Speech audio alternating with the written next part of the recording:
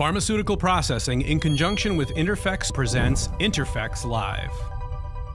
Our lead-off panel discussion this afternoon is going to be about use of mass spec and improving and optimizing on freeze drying a product. We have as our guest Vaibhav Kshirsagar. Is that correct? Hey, I got it first time. He's with IMA Life in North America. That actually is Buffalo, New York, as I understand that's correct. it. Okay, great. So, I think what we'll do after our discussion here briefly, we're going to give us a brief overview of the topic, and then we'll start digging into the details. Does that work for you? Yes. All right, go right ahead. So the title of this topic was a path towards better freeze drying process and product using mass spectrometry. And really there's two components to this, freeze drying and mass spectrometry. So freeze drying, a traditional process, has been around for a long time that is used to remove the solvents from substances which are not stable in solution. And mass spectrometry, really the science behind identifying the composition in gaseous substances. So how do these two fields merge, and how do we find the unifying link between the two?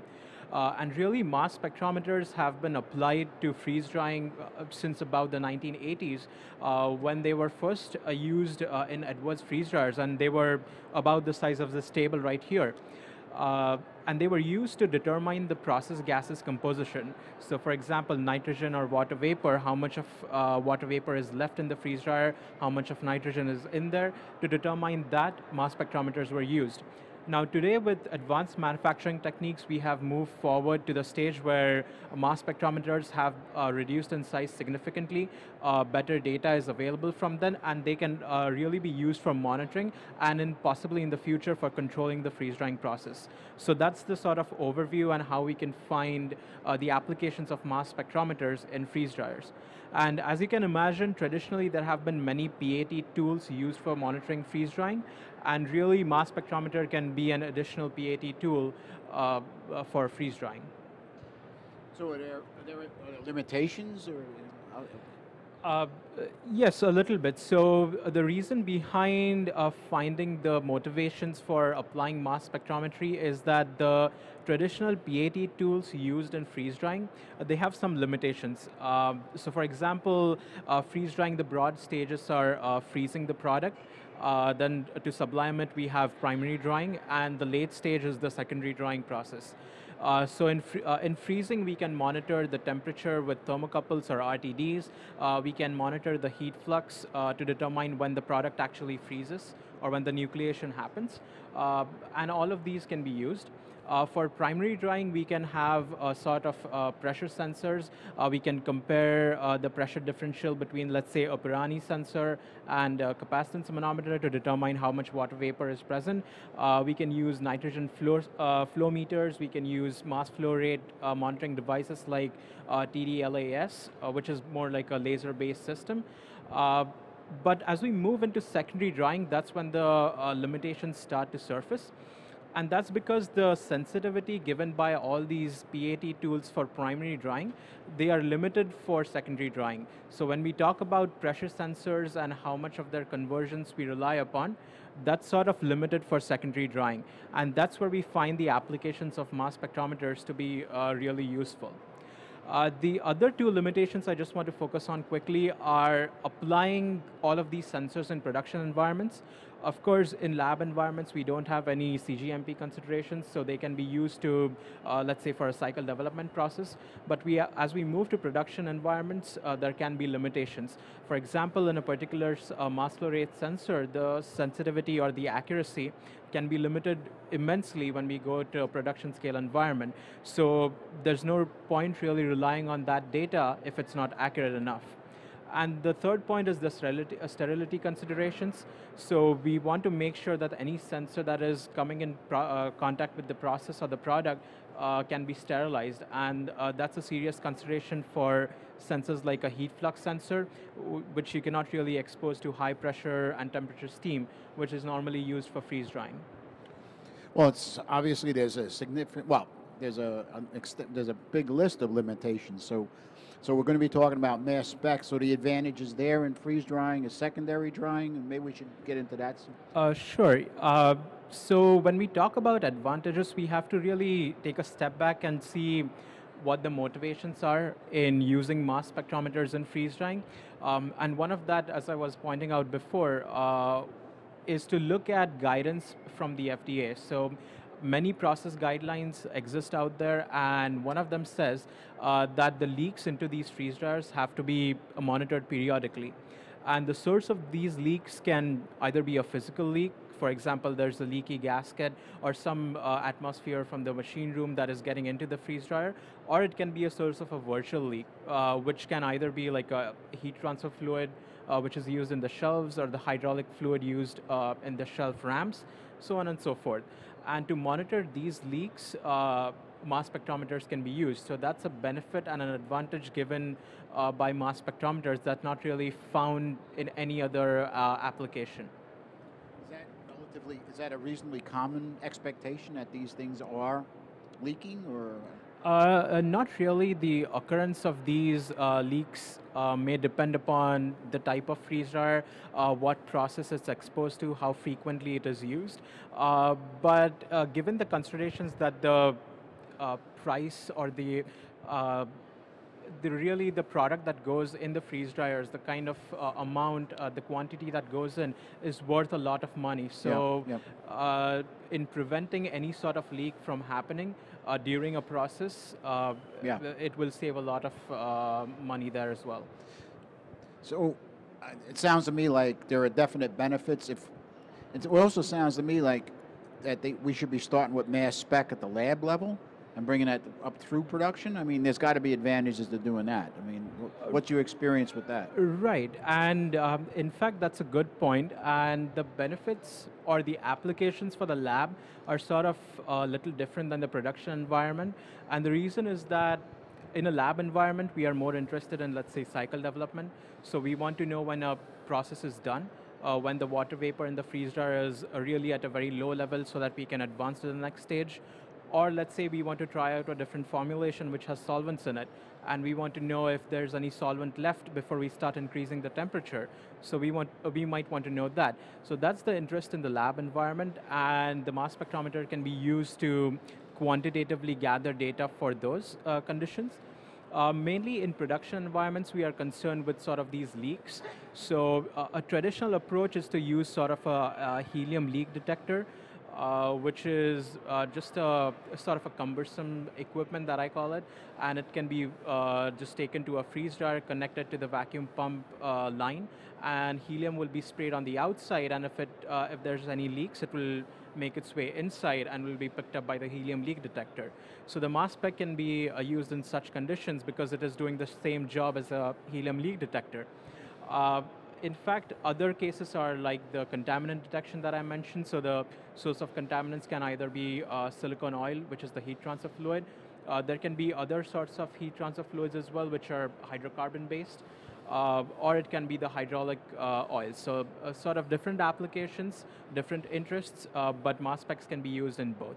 Now, about your point earlier, considering that mass spectrometers have to be used since the beginning in the lab environments. So really, if a process or a cycle is developed with mass spectrometers from the beginning, then quantitative data is gathered, then it can actually be applied in production environments as well. I mean, so help me out here. I mean, what else does mass spec detect? I mean, what does it look in? I mean, what things or what species does it detect? And for example, if you can differentiate between, does it tell you, okay, this is this contaminant, this is a process gas, is this a degradant? I mean, what are we talking about? Yes, so we can determine what exactly is going on in a freeze drying equipment. And to do that, I just want to take a step back and talk a little bit about how exactly this mass spec detects process gases. So the mass spectrometers which are out there, all of them that we are talking about, they are basically having three components. So one of them is the ion source. So the way it works is that there would be a stream of incoming gases at low pressures, which are ionized by this high electricity potential applied to the incoming gases. Now, when that is done with the ion source, they move to the second component, which is the mass filter. And that is where an RF current is applied to sort of a quadrupole, which is a mass filter, and that creates a magnetic field. So when these ionized gases or the ionized species move through this magnetic field, they are deflected. And their deflection will depend upon how heavy they are and what their chemical properties are. And depending upon the deflection, by measuring that deflection, we can determine whether it's, let's say, nitrogen, oxygen, argon, so on and so forth. And really, we can see nitrogen, let's say we can see it at mass to charge ratio of 28, which is the molecular weight of N2, or we can see atomic nitrogen at 14, or if there's any isotopes which are present in atmospheric air, we can find them at 29. And the output of these mass specs are really in the form of ion currents or other things like partial pressure or ppm, which are again derived from the basic ion currents that are measured. And when I was talking about this nitrogen being at 28, we can similarly do the same thing for the contaminants that we were talking about. For example, many silicone oils are seen at various different places. So if we characterize them before, and by that I mean we just take a sample of that, put it in a lab equipment, connect the mass spectrometer, see how its mass spectrum looks like, see what its signature looks like, then then it will be the same thing in a production environment, except with a different output signal. And that's what we can say, that this x-axis value for mass to charge ratio is the same. So we can pinpoint that this is silicone oil. Similarly with other contaminants like hydraulic oils, other heat transfer fluids, and so on and so forth. But how easy is it to differentiate? I mean, one of the problems I've always seen was if the data, you know what I'm saying? Sometimes you can't tell one from the other. I mean, so how do you sort that out? Right. So many of the contaminants that we have worked with, the heat transfer fluid I'm talking about is silicone based. So we really know what the signature looks like. So traditionally we haven't really seen any sort of clutter in that data. But interestingly, when we talk about this mass to charge ratio, really when we characterize these contaminants, we would know what they are. But there's no way of really telling whether if we see something, let's say 52, where it's coming from. So for that, we need to really look at more detailed experiments where we control the ppm of a particular substance going into the mass spectrometer directly, and we establish characteristic curves for these substances. Let's say ppm versus the ion current, ppm versus the partial pressure in the mass spectrometer, and then get a sort of a calibration curve, and that will help us further identify how much of a particular species is present and detect what sort of species that is. So from a laboratory standpoint, I mean, pretty much you have to anticipate. Yeah, I mean, I'm saying, you know, we anticipate, but the answer is what if something that you don't anticipate comes up? How does that happen? That is true. That is a consideration that we have to factor in. For example, what we normally do is when installing a particular mass spectrometer, we want to connect it to sort of a production equipment. We want to get a clean, dry, empty, chamber-free baseline, what we call as a baseline. So at that point, the chamber is completely clean, it's sterile. We want to get the baseline or what the clean freeze dryer looks like.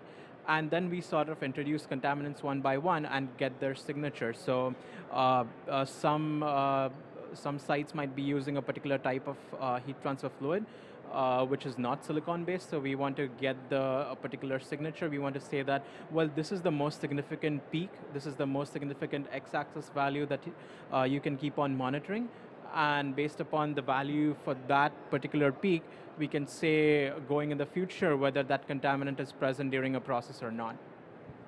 So, yeah, that's what I'm trying to, yeah, that's the point. So, if it's not anticipated, we can still detect it, though. That's where I'm at. I mean, right, we can detect it, but we cannot identify it. I got you, but I mean, the fact that it's there is an alert. That is we're in true, agreement. yes. Okay. Yes. Because it seems to me too that it's going to be sensitive to the environment that the freeze dryer is in. Yeah. Yep, that's correct. Okay. All right. Well, let me ask you. You had talked about restrictions before about sterility. So let's talk about. I mean, mass spec in process. Are there sterility issues around monitoring my in process with a mass spec? There are surely sterility considerations. I wouldn't call them issues. And when we are talking about in-process monitoring, we want to make sure that sort of the flow is always from the freeze-drying chamber to the mass spectrometer and not the other way around.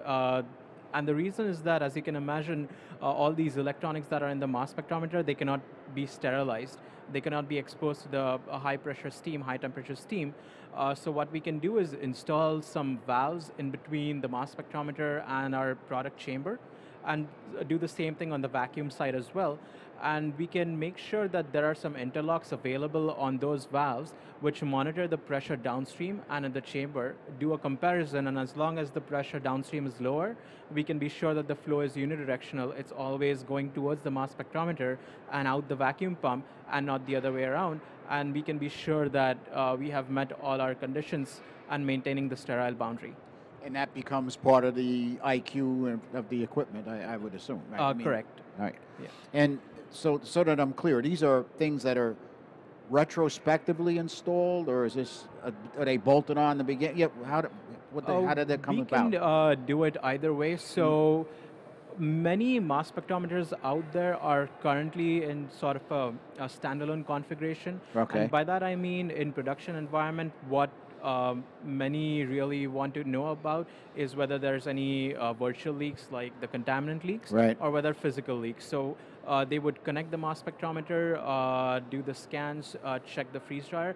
If there are no leaks, just disconnect it and then move ahead with the process in a normal fashion. They can also be retrofitted for integration, and that's when the controls would be given over to the freeze dryer PLC itself, and that's really the most safest way to. Right. That's really the safest way to do it, to make sure that those valve controls are with the freeze dryer PLC along with the mass spectrometer, and that would take care of the sterility considerations. So from a facility standpoint, this is co-located with the freeze dryer, this instrument, right? That is correct, yes. Okay. In most cases, it would probably be sitting right next to the freeze drying chamber. And as far as footprint, I think you pointed out that, I'm old enough to remember when you needed a truck to move them. So what are we talking about now? Right. And really the footprint depends upon the type of the mass spectrometer, the size, but the kind of mass spectrometers we are working with right now, they are about the size of some speakers that we see here, or the size of the folder that you have. The height would be about a foot or so. Okay, good. All right, so the other thing is, not all processes are the same, all right? It could be the solvents are going to change. Could be worse yet. Obviously the other question is, as people have seen with the conference, the panel discussions we've had, we're moving in the oncology area, becoming oral administration, but along with that, or IV administration, we can constantly move up the potency or the cytotoxicity. So how do you deal with these things? Is there a limitation on this, or? So there are certain considerations we have to take into account. And for example, when we talk about solvents, we don't really want to expose these solvents to our mass spectrometer given the conditions there are high temperature, there's an electric potential being applied. So we want to make sure that the solvent concentration is low enough, and we make sure that that is the case by monitoring the pressure.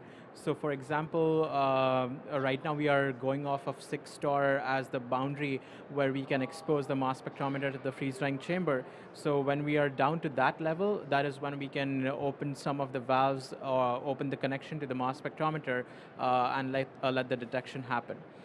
Talking about those cytotoxic products and the potent product considerations, that really becomes a sort of a servicing consideration, because we want to make sure that this mass spectrometer is never exposed, given that it might need to be serviced, let's say, every 1 year, every 2 years. We want to make sure that it is always clean. And we can do that by installing some HEPA filters in line. But now what if those HEPA filters need to be changed? So what we can do is we can make sure that there's some sort of a decontaminant being run through before any servicing is being done on the mass spectrometer or the associated components. And then again, that is an onus on the freeze dryer to make sure that a decontaminant cycle has been run before accessing the mass spectrometer or opening the valves to the mass spectrometer for servicing. So, V, how much attention do you have to, as an aside, how much attention do you have to pay to the instrument itself? I mean, yeah, okay, we're going to service, is it once a year? I mean, is it every run I got to calibrate? I mean, give me a sense of a day-to-day, how do we use it once so it's the there? calibration considerations, I would say with some of the equipment that we have been working with at EMA are about 6 months, every 6 months, or every time the sensor component of it is changed. So that is really what is doing the major heavy lifting, that is the ion source and the mass filter and the detector all in one component. That's what I refer to as the sensor. If that is changed, we would have to calibrate it. Okay. So one of the things that we were talking about earlier today, and again, it's not specific, but one of the where we're moving was the ability for data to be compared across products, but more, excuse me, across systems. Where's my trends? How's it working out? I mean, how does all of this fit together with different systems, different equipment, different freeze dryers? In other words, I'd like to be able to pull up my data and see what's going on. How do you integrate all of this together? And Right, and the sort of repeatability issues that you have reproducibility, that kind of stuff. Exactly. So for repeatability is a concern right now, and that is because of the kind of detection methods we use in these mass spectrometers. So for example, many mass spectrometers have these electron multipliers. What they do is basically amplify simply to put it simply, they amplify the signal coming from these detectors. And the reason that any amplification is needed is because there's really a very low amount of gas in there. The pressures can be in the microtorr ranges. And since it's a very low stream of gases, we need some amplification to get a reliable current there. And the problem here is that these electron multipliers drift frequently. And they tend to need frequent calibration. Now, this can all be eliminated by simply not using electron multipliers, and that is being done right now in some mass specs out there, which have sort of this only Faraday cup detector, and the reason they are able to achieve this is by operating at higher pressures in the millitors of ranges. And I'm working right now with in our lab with one such mass spectrometer, and that is really helping the repeatability aspect of it. Now, when we compare this data across the freeze dry systems, as you were mentioning, we want to make sure that we establish a baseline. We want to establish what a signature of a particular amount of contaminant looks like, and then we can compare that across different runs. And hopefully in the future, as I was mentioning, we have enough data collected that we can accurately pinpoint, depending upon the mass spectrometer signal, how much of a particular contaminant is present, how much a particular water vapor concentration is, and things like that. So it would seem to me that, because we talked about, so it would seem to me that from the laboratory standpoint, if you're going to use mass spec, like anything else, you start from the beginning, so in the laboratory. So I would assume, well, maybe it's the wrong assumption, but I mean, so does it make scaling up any easier? Does it make text transfer easier? Or have we added a complication? I mean, so what do you think? I think we have added a benefit here. Okay. The way I see it, the more data we have available about a particular process, the better. And that is really what a mass spec is doing. It is looking at the entire composition in the freeze dryer, not just water vapor, like in the case of pressure gauges, or just temperature. So that's really a benefit here. And the scale up and tech transfer bit of it can be done the way cycles are scaled up right now. So what we need is a developed cycle in the lab environment. Then we run a sort of a similar baseline cycle in the production environment and find room for improvement. What how the mass spectrometer can help in this area is when the lab scale is being developed, when the lab run is being sort of characterized, we can get the mass spectrometer signal. We can determine what the endpoint residual moisture, what the endpoint CQAs are, particularly here residual moisture or the mass flow rate during the process, and we can try to sort of match that in the production environment. And that will certainly require some calibration runs. For example, to really rely upon the mass spectrometer signal and the residual moisture correlation, we need sort of a calibration run. We need multiple samples throughout the run to identify, well, if it's a particular amount of signal, this is the residual moisture. So a calibration curve would be required. But if that is carefully done during the scale-up and tech transfer phase, then we can reach a stage where mass spectrometers can be used not just for monitoring, but for something more. Well, I think on that line, I mean, one of the comments, obviously we're generating a lot of data, all right?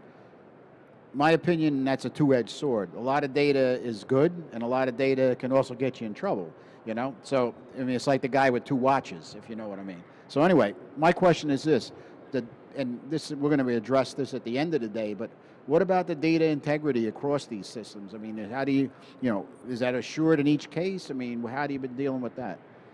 Yes, so one of the important considerations here is to make sure that we are compliant with federal regulations, so particularly the CFR 21 Part 11, which deals with these data integrity issues. And the way it can be done is by storing all of the data in the mass spectrometer itself. And if that is being done, and when it's integrated with the freeze dryer system, if the SCADA or the historian simply pulls the data from the mass spectrometer, then we can be assured that the data that we are getting is compliant with those regulations, and that can be done, and the data integrity issues resolved in that case. So the database resides in the instrument itself? Yes, that's correct. Okay. So, although that is the case with the mass specs that we are working with, okay. I'm not entirely sure about the other mass specs out there, but yes, there are some in which the data resides in the mass spec itself. Okay, yeah, sometimes data and instrumentation data is uploaded into a more of an enterprise-based system, but that's neither here nor there at this stage of the game. But let me ask you this then. So, we're sitting out here, and three of the guys sitting here, or three of the women sitting here, are thinking, I got a freeze drying process. I want to do this mass spec. This sounds like I'm going to get a lot more assurance.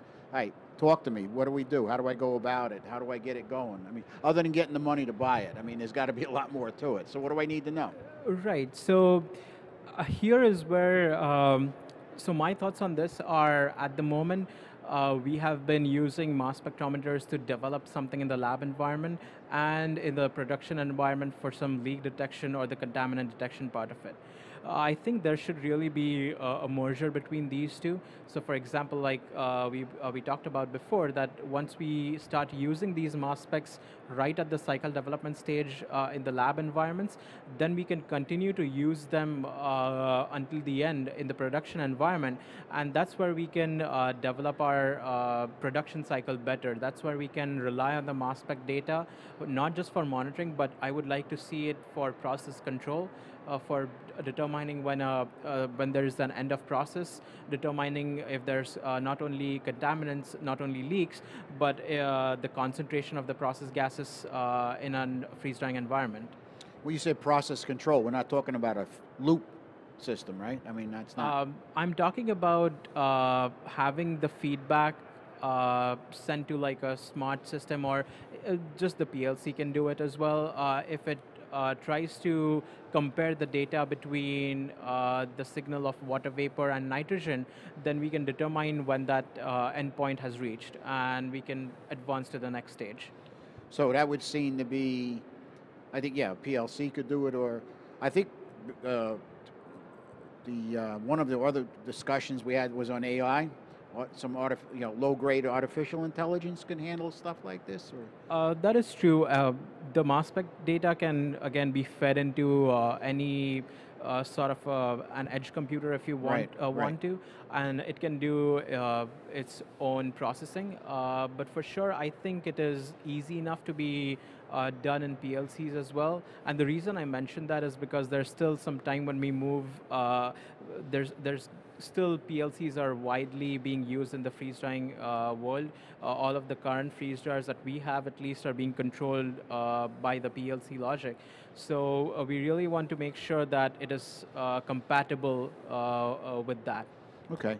And just from your experience, are freeze drying processes now predominantly have mass spec or don't? What do you see? They don't have them yet, although we have seen a lot of interest in not only companies, but also the FDA as well. They have been taking interest into applying this in the production environments particularly. We have seen some of our customers using mass spectrometers for these sort of contaminant detections and integrating that into their SOP, where before every batch is being loaded, they are trying to monitor what is going on with the freeze dryer. If it's clean and like the baseline, they can move forward with their loading process. You know, it would seem to me that there's a significant reduction in risk as well as an increase in assurance of quality by making this, part of the fabric of the manufacturing as well. Eh? Right. It's almost like environmental monitoring, in my opinion. It's all it can do is help you. Right, and if we implement it carefully with a solid protocol, we have all the steps built into the SOP. Then it would hardly increase about an hour or two of the monitoring before a batch is loaded. But the benefits of it, in terms of the amount of money saved in case a batch is lost, is just tremendous. Understood. So, let me ask you. I mean, you don't have to say it unless you can. But have you actually? Has this been applied to commercial products at this stage of the game? We have applied in commercial environments for contaminant monitoring. I think there are many mass specs out there that are doing in-process monitoring with the freeze drying product as well. Okay. And I think that's where the whole industry is heading. Okay, very good. Well, thanks, B. Appreciate it.